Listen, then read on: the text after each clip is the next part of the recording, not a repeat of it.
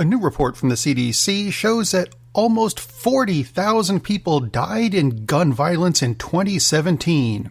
This, of course, does not mean that guns should be banned. The problem isn't the guns. The guns don't do the killing. The people do the killing.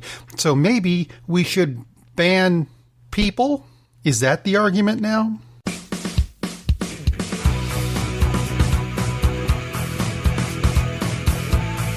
Welcome to the FWOT Show on the Coil Entertainment Network. I'm Rob Steele. That's Jesus Jones in the background. And this week I'm going to do a bit of fact-checking. Because, someone needs to do it. No, Donald Trump doesn't. He had a big speech this past week concerning his wall. The wall he wants to build between the United States and Mexico to prevent illegal immigration. Tunnels. They've got never mind. He's not going to listen to that anyway. But during his speech, let's take looks at a few pieces of it. Like Trump said, a lot of the wall is built. It has been very effective. No, not really. As a matter of fact, under the Trump administration, 70 miles of wire have been put up, and they've kind of, repaired the fence that's already there. The difference between a fence and a wall at this point, it's kind of negligible. Although, according to the U.S. Customs and Border Patrol protection officials, the number of illegal immigrants crossing the U.S.-Mexico border is up by around 300,000. So yeah, up and working, except in every possible way. Let's see, he also said San Diego, illegal traffic dropped 92% once the wall was up. Well, according to the Department of Homeland Security, the wall in San Diego was built in 1992. And an agency spokesperson says that illegal traffic has dropped 92% in the past 23 years. Now, that's starting 1995. Where was Trump in 1995? Well, according to the tax records that the New York Times obtained, Donald Trump was in the process of losing $916 million. Because that is winning? Well, let's see. More quotes. How about, people are pouring into our country, including terrorists. We have terrorists, but we caught 10 terrorists. These are over the last very short period of time. 10. Well, yes and no. DHS says, yes, 10 known terrorist suspects a day attempt to travel to the U.S. and we catch them. Over the U.S.-Mexico border? No. There's no credible information to back that up.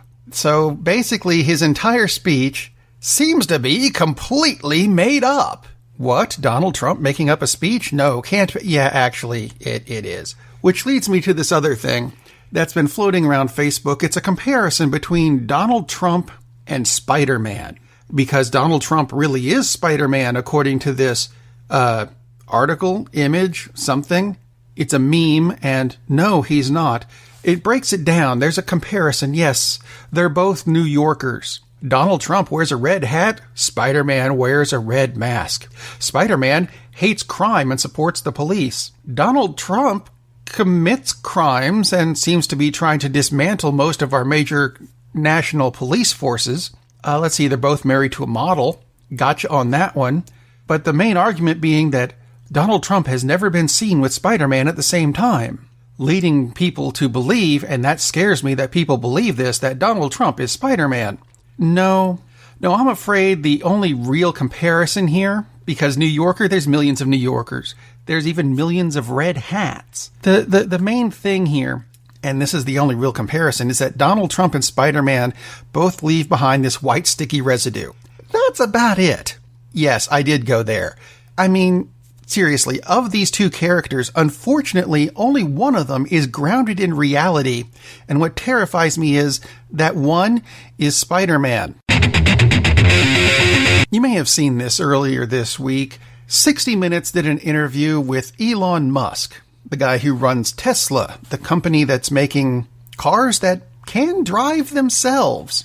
And there was a big problem with the interview on 60 Minutes because he took his hands off the wheel while he put it in auto drive mode.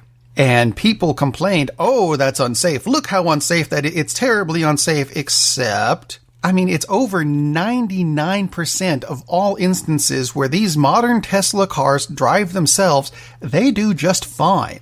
Yes, one of them did have an accident a couple years ago. That was the driver's fault.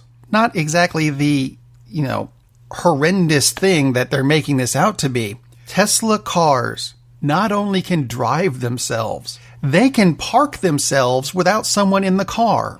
There's even a bit of the key fob where you go click and it sends a signal to the car that says, come get me. It unparks itself safely and drives itself to where you are.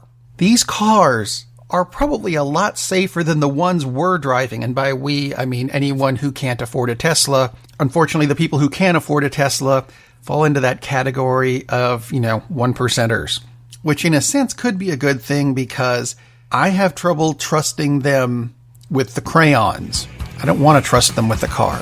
If you agree with that or disagree with that, contact me through the website, FWOTShow.com, where there are buttons for Facebook and Twitter and email and all that good stuff. There's also buttons to subscribe to the show, hint, hint, on iTunes or the Google Play Store or YouTube even.